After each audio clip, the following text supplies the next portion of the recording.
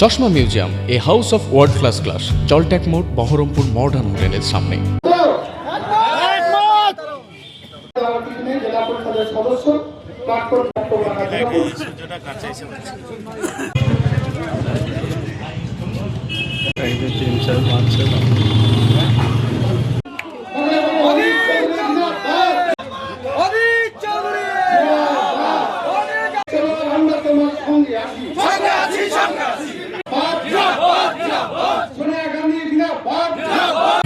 এইরকম আমাদের জেলা পরিষদ সভাপতি একটা কথাই জেলা পরিষদের সদস্য তিনি একটা কথা বললেন যে এরকম পাহাড়পুর রায়নগরে আরো হবে। আমরা কিন্তু এইটা দেখতে চাই খুব তাড়াতাড়ি। এটা খুব বড় ব্যাপার হলো আজকে যে রানীনগর নামক তৃণমূলের তথাকথিত শক্ত ঘাঁটি থেকে একের পর এক পঞ্চায়েত প্রধান, পঞ্চায়েতের মেম্বার, সর্বোপরি জেলা পরিষদের সদস্য সমেত আর এই প্রখর রোদে তারা এখানে এসেছে শুধু কংগ্রেস দলে যোগদান করার জন্য। ওখানকার প্রার্থী হয়েছে আমাদের জুলফিকার ভাই। জুলফিকার ভাইয়ের সাথে তাদের খুব ভালো সম্পর্ক। আমাদের সভাপতি হানিফ মিয়া, তার সাথে ভালো সম্পর্ক। যখন দেখেছে জুলফিকার ওখানকার কংগ্রেসের প্রার্থী হয়ে গেছে তখন তাদের মনে হয়েছে আর এদিক ওদিক করার কোনো দরকার নাই, সব দিক এক হয়ে চলো জুলফিকারের হাত ধরে কংগ্রেসে যোগদান করি। এটা আমাদের বিরাট বড় একটা জয়ের আগের জয়। এটাকে আমরা বলতে পারি নির্বাচনী ফলাফলের জয়ের আগে এটা একটা রাজনৈতিক জয় হলো বলে আমি মনে করি।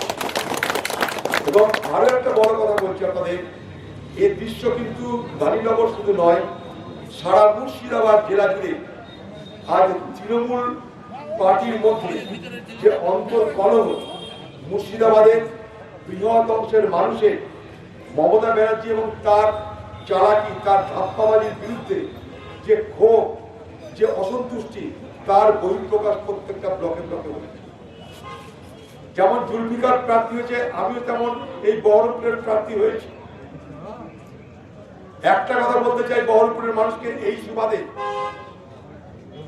যে এখানে কটা বেকার ছেলেকে প্রলোভন দেখিয়ে, ভয় দেখিয়ে মনে করছে কংগ্রেস থেকে তাদেরকে দূরে করা যাবে। মনে করছে তারা যে কংগ্রেসকে পরাজিত করা যাবে। বিজেপি আর টিএমসি জোট হয়েছে বহরমপুরে অধীর চৌধুরীকে হারানোর জন্য। যেমন করে গত লোকসভা নির্বাচনে টিএমসির নেতা বলছে দাঙ্গা করব, 70% মুসলমান, 30% হিন্দুকে মেরে গঙ্গায় ভাসিয়ে দেব। দাঙ্গা করা হলো, মুসলমান হিন্দুর মধ্যে বিভাজন তৈরি করা হলো, রামনবমীর দিনে দাঙ্গা করে দেওয়া হলো। এবং তৃণমূল দলের বিধায়ক যখন বলছে 70% মুসলমান, 30% হিন্দু, হিন্দুকে মেরে গঙ্গায় ভাসিয়ে দেওয়া হবে, সেই ক্যাসেট নিয়ে তৃণমূল পার্টির এজেন্টরা হিন্দু গ্রামে গ্রামে পৌঁছে গিয়ে বলছে সবাই বিজেপির পক্ষে যাও। কারণ মমতা ব্যানার্জি বুঝেছিল অধীর চৌধুরীকে হারাতে গেলে হিন্দুদের একটা বড় অংশের ভোটকে বিজেপির দিকে ঠেলে দিতে হবে। সেই খেলা হয়েছিল অধীর চৌধুরীকে হারানোর জন্য, আজও সেই একই খেলা হচ্ছে অধীর চৌধুরীকে হারানোর জন্য। তাই জুলফিকার এবং আপনাদের যখন সবাই এখানটায় যোগদান করলেন তখন বহরমপুর বাসীকে আপনারা বলে যান যে এই বহরমপুরের ভারতের বন্ধুদের বিপদে আপদে এই রানীনগর এবং মুর্শিদাবাদের সমস্ত এলাকার কংগ্রেস কর্মীরা ছাপিয়ে পড়বে। বহরমপুরের মানুষের ভয় পাওয়ার কিছু নাই।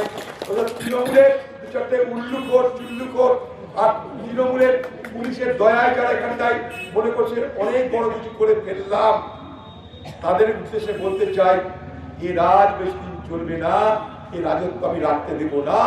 বহরমপুরকে পাল্টাবো, মুর্শিদাবাদকে পাল্টাবো। বহরমপুর এবং মুর্শিদাবাদের মানুষের আওয়াজ হয়ে আমরা আমাদের জেলাকে, আমাদের শহরকে রক্ষা করব। মানুষ ভরসা রাখবে যেমন আমার উপরে, তেমন আমার ভাই জুলফিকার উপরে। সঙ্গে আমাদের লালগুলার ভাই সুমন এসে তাকে দেখতে পাচ্ছি না, সেও আমাদের প্রার্থী হয়েছে আমাদের উপরে। ঠিক আছে, আপনাদের পাশে লালগুলার প্রার্থী দেখেছেন, তাজা জোয়ান দিয়ে এসেছি। এবার আমাদের তাদের সাথে দোয়ান দিয়েছি, এদিকে মহিদুল, ওদিকে জুলফিকার, কোথায় যাবে তৃণমূল? এই তৃণমূলকে মুর্শিদাবাদ থেকে খেয়ে দিয়ে তাড়াবো আমরা, তৃণমূলকে খেয়ে দিয়ে তাড়াবো মুর্শিদাবাদ থেকে। একটু চিন্তা করে, একটু ভয় পাবেন না। কংগ্রেসের নিয়ে দিয়ে, কংগ্রেস ভাঙিয়ে তৃণমূল এখানটায় শক্তিশালী হয়েছে। সেই তারা যখন কংগ্রেসে ফিরে আসছে, অঙ্ক বলছে আমরা শক্তিশালী হব, এটা আমাদের নতুনত্ব কিছু নেই। তাই আগামী দিনে আপনারা আমাদের প্রার্থীগুলোকে জেতান। আপনাদের দুয়া, আপনাদের দয়া, আপনাদের আশীর্বাদ সব কামনা করে আজকে যারা যোগদান করলেন তাদের জন্য ভুরি ভুরি প্রশংসা করে কংগ্রেস দলের পক্ষ থেকে অসংখ্য অভিনন্দন জানিয়ে, শ্রদ্ধা জানিয়ে, সালাম জানিয়ে, আমার মা বোনদের নমস্কার জানিয়ে আমি আমার বক্তব্য শেষ করছি। জয় হিন্দ।